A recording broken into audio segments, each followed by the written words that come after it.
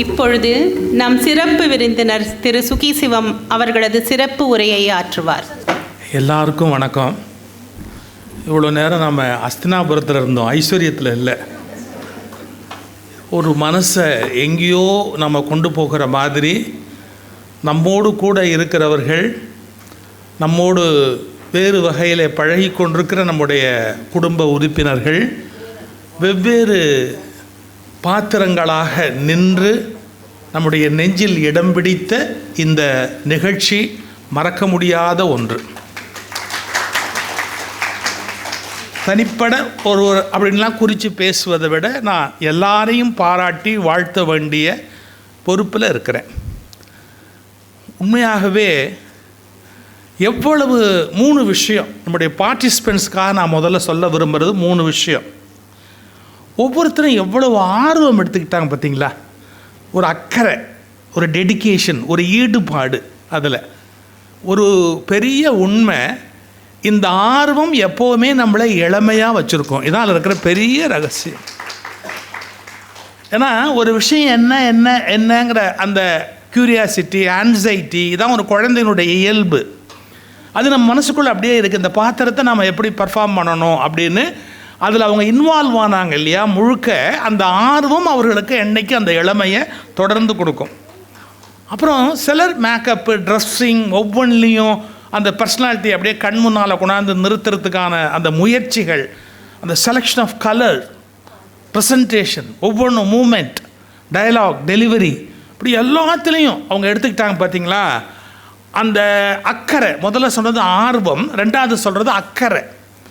அந்த அக்கறை நம்ம என்ன இருந்தாலும் பெரியவங்க, நம்ம பொறுப்போடு வாழ்ந்து பழக்கப்பட்டவர்கள் என்பதற்கு ஒரு அடையாளம். ஒரு ஏஜ் ஒரு ரெஸ்பான்சிபிலிட்டியை கிரியேட் பண்ணும். அதை நம்ம பார்த்தோம். ஒருவருடைய சொல்லில் கூட பிழையான ஒரு அர்த்தமோ ஏதோ வர்றாப்பில் இல்லை.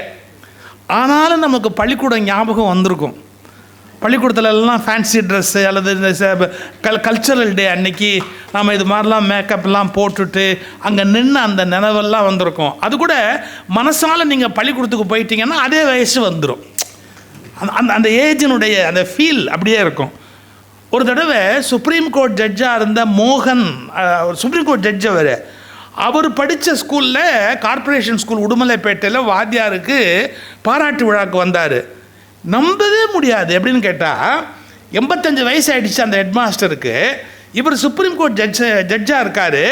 அந்த சேருக்கு பக்கத்தில் அப்படி முட்டி போட்டு கையை அப்படி வச்சுக்கிட்டு அவர்கிட்ட, சார் நல்லா இருக்கீங்களான்னார்.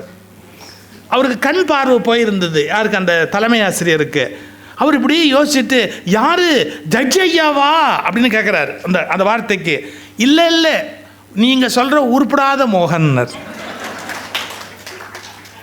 அப்போ அவருடைய மைண்டு, அவர் கேள்வி பண்ணுவாள் அந்த காலத்தில் வாத்தியாலும், டே நீ உருப்பட மாட்டேன் இப்படி பண்ணிக்கிட்டே இருந்தான்னு தானே சொல்லுவாங்க அவங்க. அந்த ஏஜுக்கு போகிறார். அப்படியே மண்டி போட்டு இப்படி உட்காந்துருந்தார் ஜஸ்டிஸ் மோகன். எனக்கு அதெல்லாம் மறக்க முடியல. ஸோ நீங்கள் அந்த பழைய பள்ளிக்கூடத்து அந்த மனநிலை, அதுக்கு ஒரு பக்கம் வந்திருப்பீங்க. உங்கள் வயசை மறந்துருப்பீங்க. அது போகாதா? ஐஸ்வர்யத்தில் இருக்கிறவங்க வயசை மறந்துட்டால் அதை விட வேறு என்ன வேணும்?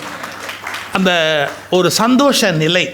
அதனால நான் எல்லாரையும் முதல்ல வாழ்த்துறேன். எல்லாரும் அதுக்கு எடுத்துக்கொண்ட அக்கறை, இதெல்லாம் நான் பாராட்டுறேன். அப்புறம் அவங்க பேரெல்லாம் இந்த லிஸ்ட்டு சொல்கிற போது சொல்கிறோம். எல்லாருக்குமே முதல்ல டான்ஸ். நம்முடைய அருமை மகள் ரொம்ப அருமையாக அந்த டான்ஸ் இங்கே கொண்டாந்து கண் முன்பாக கண்ணனை விரும்புகிற அந்த பெண்ணினுடைய உள்ள தவிப்பு, அந்த குழந்தைய அவனுக்கு என்னென்ன பணிவிடைகள் செய்கிறது எல்லாத்தையும் அப்படியே கண்முன்னாக நாட்டியத்தில் கொண்டு வந்து நிறுத்துகிற ஒரு பெரிய பெருமை.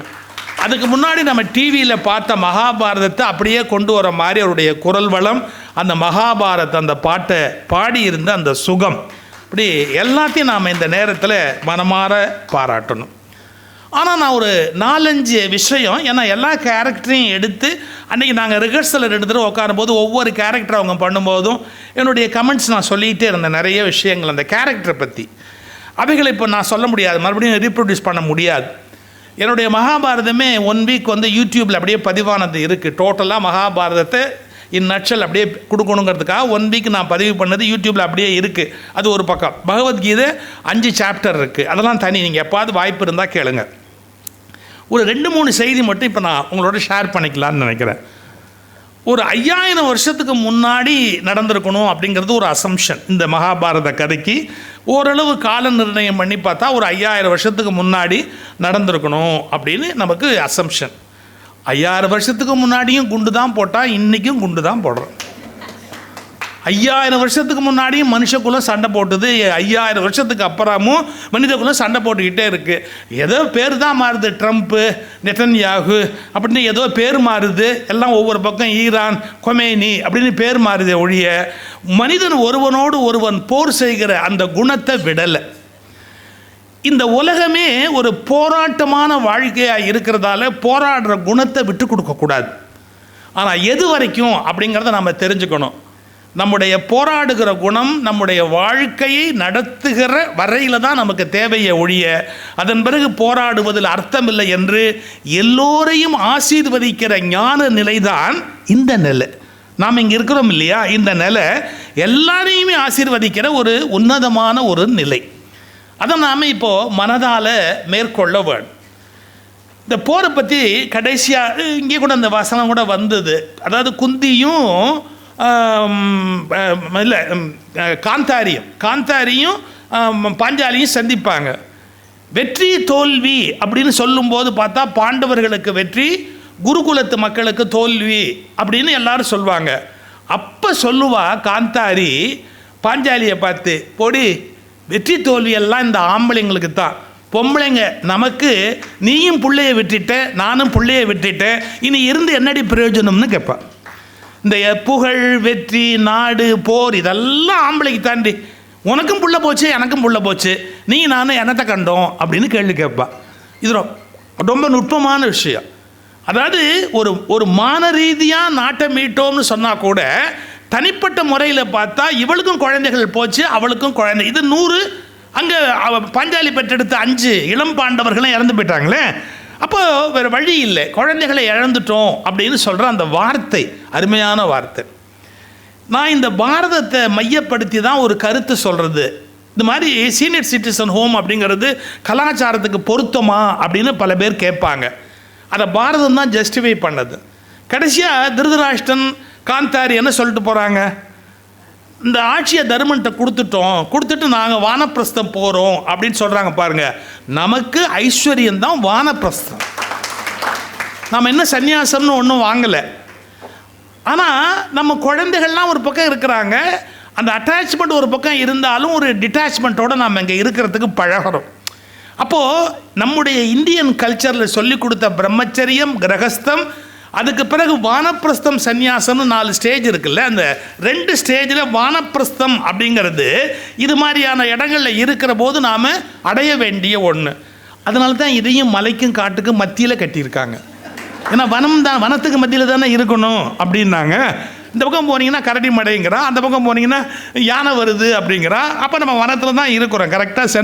இப்போ பார்த்தா கோயம்புத்தூரில் எல்லா முதியோர் இல்லங்களுமே இந்த மாதிரி மலையை ஒட்டி தான் கட்டி வச்சுருக்குறாங்க. So வானப்பிரஸ்தங்கிற stage. ஸோ இது கல்ச்சரலாக இந்த கான்செப்ட் ஒன்றும் தப்பு இல்லை அப்படிங்கிறதுக்கு அந்த பாரதத்தில் அந்த ஜஸ்டிஃபிகேஷன், வானப்பிரஸ்தத்துக்கு போகிறோம்னு திருதராஷ்டிரன் சொல்கிற அந்த பகுதி அது இருக்குது. இந்த பாரத கதையை பற்றி சொல்கிறதா இருந்தால் I will take up to 7:15 7:15 வரைக்கும். அப்புறம் எனக்கு பசிக்கும். ஒரு 2 செய்தி. இது எவ்வளோ நாள் சொல்லுவாங்க தெரியுங்களா பாரத கதைங்கிறது? மேக்சிமம் ஒரு பாரத கதைங்கிறது இந்தியன் கல்ச்சரில், எஸ்பெஷலி தமிழ்நாட்டில், வடார்காடில் பாரதம் சொல்கிறதுங்கிறது எப்படின்னு கேட்டிங்கன்னா, ஒரு தேங்காய் நாற்றை நட்டு அதில் தென்னை மரம் வந்து தென்னை மரத்துலேருந்து முதல் இளநீர் வருது இல்லை, அதில் தர்ம பட்டாபிஷேகம் பண்ணுவாங்க. அப்போ 6 வருஷம் ஆகும் மினிமம். அதுலேருந்து அந்த மரம் வளர்ந்து மேலே வந்து அந்த காயை பறித்து அதில் தர்ம பட்டாபிஷேகம் பண்ணுறது அப்படின்னா மினிமம் 6-7 வருஷம் சொல்கிற கதை பாரத கதை. அப்போது அவ்வளவு காலம் சொல்கிற ஒரு கதையை நம்ம எப்படி சுருக்கி சொல்ல முடியும்? ரொம்ப கஷ்டம். இந்த 10 பேரும் ரொம்ப அழகாக, 11 பேர் இல்லை மொத்தம் டோட்டலாக 11 பேரும் ரொம்ப அழகாக பாரத கதையை அப்படியே பிழிஞ்சு சாராக நம்ம முன்னாடி கொண்டு வந்து கொடுத்தாங்க. 6-7 வருஷம் சொல்கிற விஷயத்தை எப்படி சுருக்கமாக சொல்ல முடியுமா? ஒரு தடவை ராமாயணத்தை சுருக்கமாக சொல்ல முடியுமா அப்படின்னு ஒருத்தர் கேட்டபோது 2 வரியில் ஒருத்தர் சொன்னார்னு ஒரு நிகழ்ச்சி உண்டு. என்னடா நான் 1 மாதம் சொல்கிறேன், 10 நாள் சொல்கிறேன். அந்த பணக்காரர் சொன்னாரா, அதெல்லாம் நேரம் கிடையாது, சுருக்கமாக சொல்லு அப்படின்னு. எவ்வளோ நேரம் அப்படின்னு. எலுமிச்சம்பழம் கையில் வச்சுருந்தாரா, அப்படி தூக்கி போட்டு பிடிப்பா, அதுக்குள்ளே சொல்லு அப்படின்னு. ஒரே வார்த்தை சொன்னாரா, தொட்டான் சீதையை கெட்டான் ராவணன்னாரா. முடிஞ்சு போச்சு, இதுக்கு மேலே நான் என்ன கதை சொல்ல முடியும் அப்படின்னு. ஸோ இன் நட்சல் அது சுருக்கி சொல்கிறதுங்கிறதே ஒரு பெரிய கலை. அதைத்தான் அந்த 11 பேரும் அதை சுருக்கி சொல்கிற அந்த முயற்சியில் இங்கே வெற்றி பெற்றாங்க. சிலப்பதிகாரத்தை 2 வரியில் சொல்ல முடியுமா அப்படின்னு ஒரு முறை நான் பேசுகிற போது அண்ணாமலை யூனிவர்சிட்டி இல்லை காரைக்குடியில் இருந்த அழகப்பா யூனிவர்சிட்டியில் நான் பேசும்போது ஒருத்தர் கேட்டார், சார் சிலப்பதிகாரத்தில் 2 வரியில் சொல்ல முடியுமான்னார். சொல்லலாமே. பரத்தை பத்தினி ஆனால் பத்தினி பகவதி ஆனால். யார் அந்த மாதவி பிறந்த குலம் பரத்தையர் குலம். அவ குடும்ப பெண்ணுக்குரிய ஸ்டேட்டஸுக்கு வர. பரத்தை பத்தினி ஆனாள், பத்தினி பகவதி ஆனாள். கண்ணகி வணங்கத்தக்க பகவதி அப்படிங்கிற அந்த ஸ்டேட்டஸை வாங்குறா. 2 வரிக்குள்ளே நாம் அதை யோசிச்சு பார்க்குறோம். இப்படி ஒவ்வொரு நூலையும் சுருக்கி பார்க்கறதுல ஒரு பெரிய அழகு இருக்குது. அதைத்தான் இங்கே 10 பேர் மிக அருமையாக செய்தார்கள். ஒவ்வொரு கேரக்டருக்குள்ளேயும் அவ்வளவு உயிர் இருக்குது. நீங்கள் உலகத்தில் இருக்கிற எல்லா மனிதர்களும் வெவ்வேறு மாதிரியான பிஹேவியர், எண்ணங்கள், செயற்பாடுகள் இருக்கும் இல்லையா? இது அவ்வளோத்தையும் உங்களுக்கு காட்டக்கூடிய ஒரு காவியம் உண்டுன்னா அது மகாபாரதம் மட்டும்தான். ஏன்னா அதில் ஒவ்வொரு விதமான இயல்பு உடையவர்கள் இருக்கிறாங்க. இப்போ கூட பாருங்களேன், யாராவது ஒருத்தர் அள்ளி கொடு, இவர் பெரிய கர்ண மகாராஜா அள்ளி கொடுப்பாராக்கும் அப்படிம்பா. இவர் தருமர் பொய்யே சொல்ல மாட்டாராக்கும் அப்படிம்பா. இன்னும் அபிமன்யு மாதிரி இருக்கிற என்ன பெரிய அர்ஜுன மகாராஜாவா, ஊருக்கு ஒன்று கல்யாணம் பண்ணிக்கிற அப்படிலாம் கேட்பாங்க. அர்ஜுனனுக்கு பல ஊர்களில் பல மனைவி, ஏன்னா அவருக்கு வீட்டு சாப்பாடு தான் ஒத்துக்கும். இப்படி பல நாடுகளுக்கு போகிற போது பல பெண்களை கல்யாணம் பண்ணவ அர்ஜுனன் அப்படின்னு அவனுடைய அந்த கேரக்டர் இருக்குது. யாரை நீங்கள் சுற்றுறதா இருந்தாலும் மகாபாரதத்திலேருந்து ஒரு கேரக்டரை சுற்றி தான் நம்ம சுற்ற வேண்டியிருக்கு. அந்த அளவுக்கு அது பெருமைக்குரியது. இதில் வழிபடக்கூடிய நிலைமையை எட்டியவர்கள் கண்ணன், திரௌபதி அப்படின்னு. இன்றைக்கும் தமிழ்நாட்டில் ஒரு பழக்கம் உண்டு. திரௌபதியைத்தான் திருவீதி அம்மன் கோயில்ம்பாங்க. திருவீதி அம்மன், வீதினா தெரு. அப்போ தெரு ஒரு கோயில், திருவீதி அம்மன்ற வார்த்தை வர முடியாது. திரௌபதி அம்மை, திருவீதி அம்மை அப்படின்னு சொல்கிற ஒரு கல்ச்சர் டெவலப் ஆகி பாஞ்சாலிக்கான கோயில் தான் திருவீதி அம்மன் கோயில் அப்படிங்கிற ஒரு சொற்றொடராக தமிழ்நாட்டுக்குள்ளே வழங்கப்பட்டு கொண்டிருக்கிறது. ஒவ்வொரு கேரக்டரில் ஒவ்வொரு உயிர் இருக்குது. ஒரு சோகமான கேரக்டர் கர்ணன் நம்ம பார்த்தோம். அந்த கர்ணனுக்கு என்ன பெரிய கொடுமைன்னா, அம்மா கைவிட்டா, அப்பா கைவிட்டார், குரு கைவிட்டார், கடவுளும் அவன்கிட்ட இருக்கிறத கபலீகரம் பண்ணிட்டு போயிட்டார். அவன்கிட்ட மிச்சம் இருந்தது புண்ணியம், அதை கொண்டாட அப்படின்னா அதையும் அதை வச்சுக்கிறதுனா அதையும் அவர் வாங்கிட்டு போயிட்டார். இப்போது கடவுளும் இப்படி பண்ணுவாரா அப்படின்னு கேட்டால் அப்படி இல்லை. ஒரு மனுஷன் செய்கிற புண்ணியத்தை அவன் கணக்கிலே வச்சுக்கக்கூடாது. அவன் கணக்கிலே வச்சுருந்தா மறுபடியும் அதை அனுபவிக்கிறதுக்கு பிறக்கணும். அதை கடவுள் கணக்குக்கு மாற்றி கொடுத்தா தான் முக்தி கிடைக்க முடியுமே ஒழிய இல்லைன்னா முக்தி கிடையாது. நான் என் கணக்கில் என் புண்ணியத்தை வச்சுருந்தேன்னா இதெல்லாம் அனுபவிக்கிறதுக்கு நான் திரும்பி வரணும். அதை கடவுள் கணக்கில் இருந்தா அப்படின்னு நான் கொடுத்துட்டேன்னா கிருஷ்ணார்ப்பணம், சிவார்ப்பணம், எது பிரம்மார்ப்பணம்னு அவன் கணக்கில் நான் போட்டுட்டேன்னு வச்சுங்களேன், அதுக்கப்புறம் எனக்கு மறுபிறவி கிடையாது. அதனால கண்ணன் அந்த சூழ்ச்சியை பண்ணுறான். புண்ணியத்தை கொடுறா, உனக்கு இனிமேல் எதுக்குடா பிறவி, போடா மேலே போ அப்படின்னு சொல்லி அந்த இடத்த அடையிறதுக்கு. அந்த தாயன்பவனுக்கு கிடைக்கல அப்படிங்கிற அந்த பகுதியை நம்ம எமோஷ்னலாக பார்த்தோம். இப்போ அந்த யூடியூப்பில் ஒரு குரங்கு ரொம்ப popular, Punch or Punch, PUNCH. Japan ஜூவில் இருக்கிற ஒரு குரங்கு ஒரு பொம்மையை கட்டிக்கிட்டே அழுகுது. அது பாட்டுக்கு ஒரு ப்ரௌன் கலர் பையனா, அதுக்கு அம்மா ஒத்துக்கலை. அதனால் அம்மாவாக ஒரு பொம்மையை அதை எடுத்துக்கிட்டு அது அலையுது. இல்லை, ஆக்சுவலாக பார்த்தா அம்மா தான் பிள்ளையை காப்பாற்றணும், இது அம்மாவை காப்பாற்றிக்கிட்டே அலையுது. ஆனால் அந்த கண்ணில் ஒரு சோகம் இருக்கும். தனக்கு அந்த தாய்ப்பாசை கிடைக்கல அப்படிங்கிற அந்த சோகம் அந்த குரங்கினுடைய ஒவ்வொரு சின்ன நீங்கள் யூடியூப்பில் தேடி பாருங்கள், அந்த குரங்கோட கண்ணில் அந்த சோகம் இருந்துக்கிட்டே இருக்கும். இதை எதுக்கு சொல்ல வரேன், வேறு எதை வேணாலும் வாழ்க்கையில் நம்மளால் இழக்க முடியும், நம்முடைய தாயினுடைய ரெகக்னிஷன் கிடைக்கல அப்படிங்கிற சோகம் இருக்குது. அது தாங்க முடியாத பெரிய சோகம். அதை ஒருவன் அடையிறான் வாழ்க்கையில், ஆனால் அவன் மேலே வர்றான். எவ்வளோ பெரிய விஷயம் அது. அந்த தாயினுடைய அரவணைப்பே கிடைக்காத ஒருத்தன் கூட அவ்வளோ பெரிய இடத்த இந்த உலகத்தில் அடைஞ்சிருக்கிறான் அப்படிங்கிற ஒரு கருத்து இருக்குது. விக்கர்ணனை பற்றி பார்க்கும்போது ஒரு நேரம் ஏன்னா இப்படி கொண்டாந்து சபையில் நிறுத்தி அவள் புடவையை உருவுறீங்கன்னு சண்டை போடுறா. ஆனால் போர்க்களத்தில் அண்ணன் தம்பிக்காக வந்து நின்றுக்கிட்டு என் உயிரை எடு, நீ எடு, என் உயிரை நீ எடு அப்படின்னு குறுக்க வந்து நிற்கிறான். இது எப்படி புரிஞ்சுக்கிறதுன்னு கேட்டான். இந்த தர்மம் அப்படிங்கிற வார்த்தை இருக்கு இல்லையா, ரொம்ப ரொம்ப ஆழமான வார்த்தை. அதில் வந்து எல்லாத்தையும் மொத்தமாக சேர்த்துருக்கக்கூடிய பொதுவான தர்மங்கள் அறம். ஆனால் விசேஷமாக ஒரு தர்மம் இருக்குது. எப்படின்னா, இந்த வயசில் நான் இதான் செய்யலாம், பிரம்மச்சரிய தர்மம். கிரகஸ்தாசிரமத்துக்கு ஒரு தர்மம் இருக்குது. இப்போது யாசகம் துறவி வாங்கலாம், ஆனால் இல்லறத்தில் இருக்கிறவன் யாசகம் வாங்கக்கூடாது. ஸோ யாசகமே தப்புன்னு எழுத மாட்டான் இந்திய நூல்களில். துறவியாய் போயிட்டுனா பவதி பிட்சாந்தேகின்னு கை நீட்டி வாங்கிக்கலாம். ஆனால் கணவன் மனைவியாய் இருக்கிறவர்கள் கை நீட்டி போய் வாங்கக்கூடாது. அப்போது யாசகம் வாங்காதேன்னு ஒரு தர்மத்தை எழுத முடியாது. துறவி வாங்கலாம், ஆனால் பிரம்மச்சாரி வாங்கலாம், ஆனால் இல்லறத்தான் வாங்கக்கூடாது, இல்லறத்தானுக்கு அது அவமானம் அப்படின்னு எழுதி வச்சார். அதனால தான் தர்மங்கள் ரொம்ப நுட்பமானவை. அது புரியாததால தான் உலகத்தில் இன்றைக்கி பலரும் குழப்பமாக இருக்காங்க. அது எப்படி அங்கே ஒன்று சொல்கிறீங்க இங்கே ஒன்று சொல்கிறீங்கன்னா, ஒருவருக்கு பொருந்துகிற தர்மம் இன்னொருவருக்கு பொருந்தாது. ஒரு காலகட்டத்தில் பொருந்துகிற தர்மம் இன்னொரு காலகட்டத்துக்கு பொருந்தாது. ஒரு நேரத்தில் பொருந்துகிற தர்மம் இன்னொரு நேரத்தில் பொருந்தாது. நான் என்னுடைய புத்தகத்தில் ஒன்று இருக்குது, எது தர்மம் அப்படின்னு ஒரு புக்கு ஒன்று இருக்குது. அதில் எல்லாத்தையும் கலெக்ட் பண்ணி நான் எழுதிக்கிட்டே வந்தேன் பல வகையில். அப்போ எப்படின்னா, விசேஷமான சில தர்மங்கள் இருக்குது. அதை மீறுவதன் மூலம்தான் தர்மத்தையே நீங்கள் காப்பாற்ற முடியும்.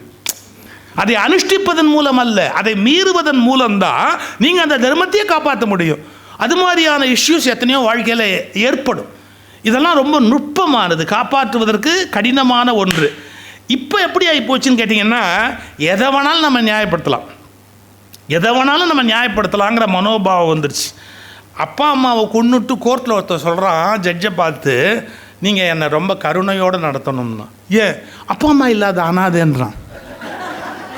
இவன் தான் அவங்களுக்கு ஒன்று இருக்கிறான். கேஸை ஆர்கியூ பண்ணும்போது நீங்கள் இப்போ பாருங்களேன், லாஜிக்கலாக அப்பா அம்மா இல்லாத பிள்ளைகள்கிட்ட அன்பு காட்டணும்னு ஒரு கான்செப்ட் இருக்குது. அதை எடுத்து வச்சுக்கிட்டு ஜட்ஜுக்கிட்ட சொன்னான்னா இவனுக்கு அது பொருந்துமோ? பொருந்தாது. எனவே ஒருவருக்கு பொருந்துகிற தர்மம் இன்னொருவருக்கு பொருந்துவதற்கு வாய்ப்பு இல்லை. இதனால தான் உலகத்தில் இவ்வளோ இஷ்யூஸ், இவ்வளோ சண்டைகள், இவ்வளோ பிரச்சனைகள் எல்லாத்துக்குமே அதுதான் காரணமாக இருக்கு. அப்புறம் இன்னொரு கேரக்டர் பாருங்கள், அந்த சிகண்டி தான். அவள் விரும்புகிறவனை அவள் அடைய முடியல, அவளுக்கு அந்த வாழ்வைக்கான உரிமை இல்லை. அப்போ நமக்கு எவ்வளோ கஷ்டமாக இருக்குது அவளுக்கு. அதை ரொம்ப நம்ம நெஞ்ச தொடும்படியாக நாம் இந்த இடத்துல சிந்திச்சு பார்த்தோம். எப்படி ஒரு பெண் கடைசி வரையிலும் பிறரால் என்ன முடிவெடுக்கப்படுகிறதோ அதுக்கு கட்டுப்பட வேண்டிய சூழலில் இருக்கா. அவள் சுதந்திரமாக யோசிக்க, சுதந்திரமாக ஒரு பெண் என்ன சாப்பிடுவா அப்படின்னு நீங்கள் கேட்டிங்கன்னா, வீட்டில் ஒவ்வொருத்தரும் ஒரு மெனு கொடுப்பாங்க, அதை மட்டுமே சமைச்சிக்கிட்டு இருப்பாள் ஒழிய அவளுக்கு பிடிச்சதை ஒரு ஜென்மத்திலையும் சமைக்க முடியாது. ஏன்னா ஹஸ்பண்டுக்கு பிடிச்சது பிள்ளைக்கு பிடிக்காது, பிள்ளைக்கு பிடிச்சது பொண்ணுக்கு பிடிக்காது. இன்றைக்கி அவன் சொல்கிறா, இன்றைக்கி அவன் சொல்கிறான்னு சமைப்பாளே ஒழிய ஆமாம் எனக்கு வேணுங்கிறத என்னைக்கு பண்ணி தொலைக்கிறது. சூடாமணியினுடைய கதை, சிறுகதையில் ஒரு கதை வரும். அதாவது மனைவி வந்து பாடுவாங்கிறதே ஹஸ்பண்டுக்கு தெரியாது சார். மனைவி பாடுவாங்கிறதே தெரியாது. திடீர்னு அவங்க பாட சொல்லுங்கள், நல்லா பாடுவாங்களே அப்படின்ற போது ஹஸ்பண்ட் திரும்பி கேட்பான், உனக்கு மியூசிக் தெரியுமா அப்படி. கொஞ்சம் கொஞ்சம் தெரியும், பாடுங்கிறாங்க. அவள் பாடின உடனே அவன் கேட்குறான், நீ இவ்வளோ நல்லா பாடுவியா, இதை என்கிட்ட சொல்லவே இல்லையே. அவள் சொல்வா, நீ என்கிட்ட கேட்கவே இல்லையே. தன்னுடைய மனைவியினுடைய திறமை என்னன்னு வாழ்நாள் முழுக்க கேட்காமையே பக்கத்திலேயே இருந்து எப்படித்தான் முடியுமோ, தன்னுடைய மனைவிக்கு என்ன வேணும் அப்படிங்கிறதே தெரியாமல், என்ன திறமை இருக்கு அப்படின்னே தெரியாமல் வாழ்க்கை முழுக்க கழிச்சவங்க எவ்வளோ பேர் இருக்கிறாங்க. இதெல்லாம் ரொம்ப கடினமான விஷயம். ஒரு பெண்ணுக்கு என்ன மனோநிலை, அதெல்லாம் இங்கே பேச்சுக்கு நடுவில் திரௌபதியில், சிகண்டியில், குந்தியில் அது பேசும்போதெல்லாம் அது மாதிரியான இஷ்யூஸ், அதாவது சோஷியல் ப்ராப்ளம், இன்றைக்கி பெண்கள் ஃபேஸ் பண்ணுற அந்த ப்ராப்ளம், அதையும் ரொம்ப அழகாக அவங்க எடுத்து சொல்லி இங்கே கொண்டு வந்தாங்க. இப்படி ஒவ்வொன்றையும் நான் என்டிட்டியாக இருந்து அவன் எப்படி சூப்பர் என்டிட்டியாக மாறி எவ்வளோ பெரிய லெவலுக்கு அவன் ட்ராவல் இருந்தது அப்படிங்கிற அந்த உணர்வு ரொம்ப முக்கியம், ரொம்ப ரொம்ப முக்கியம். நம்மளை வந்து உலகம் ஏற்றுக்காது, ஆனால் நம்ம செய்கிற ஒரு காரியத்தில் அது அமையும். அதே மாதிரி நான் இன்னொன்று, அதாவது தனிப்பட்ட முறையில் ஒருவர் ரெண்டு பேரை நான் பாராட்டக்கூடாது, ஆனால் ஒரு வார்த்தை சொல்கிறேன், சிலருக்கு சில வேஷம் பொருந்தின அழகு இருக்குது பாருங்கள், அதை நினைக்காமல் இருக்க முடியாது. சொல்லாமல் வேணால் நம்மளால் இருக்க முடியும் இல்லையா?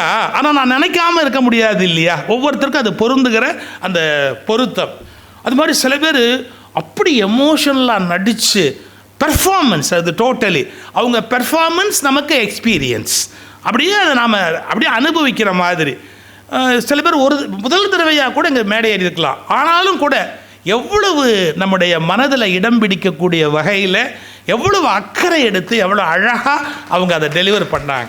உண்மையில் சொல்கிறேன், இன்றைக்கு ஒரு மறக்க முடியாத ஒரு நல்ல நாள், நிறைவான ஒரு நாள். இதை நாம் ஐஸ்வர்யத்தினுடைய வரலாற்றிலேயே ரொம்ப சிறப்பாக மகிழ்ச்சியாக கொள்ள வேண்டிய நாள்.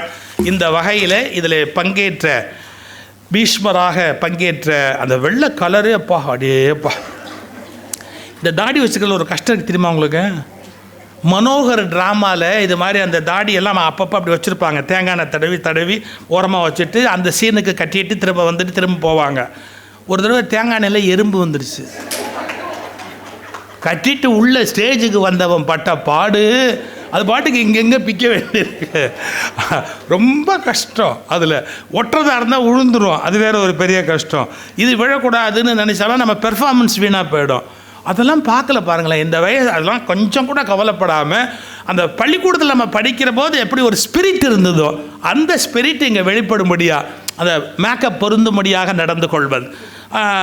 பீஷ்மராக திரு கோபாலன் அவர்கள், திரௌபதியாக மிஸ்ஸஸ் பிரேமா அவர்கள், திருதராஷ்டனாக மிஸ்டர் சீனிவாசன் அவர்கள், காந்தாரியாக மிஸ்ஸஸ் ஜெயந்தி சீனிவாசன், அவங்க ஒரு ட்ரமாட்டிக் எஃபெக்டே கொடுத்தாங்க பாருங்கள்.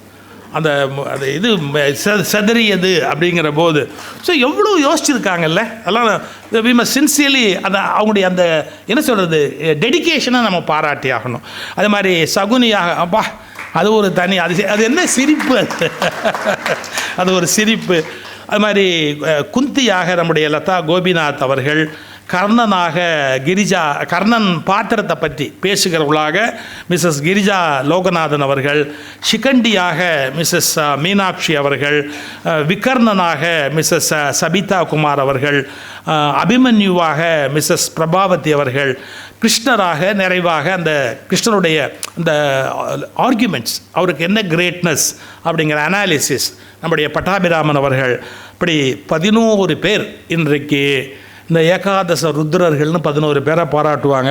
அது மாதிரி 11 பேர் இந்த இடத்த ஐஸ்வர்யத்தை ஒளி உடையதாக, மகிழ்வுடையதாக, இனிமை உடையதாக ஆக்கியமைக்காக ஐஸ்வர்யத்தின் சார்பில் உங்கள் அனைவருக்கும் நன்றியும் வாழ்த்து.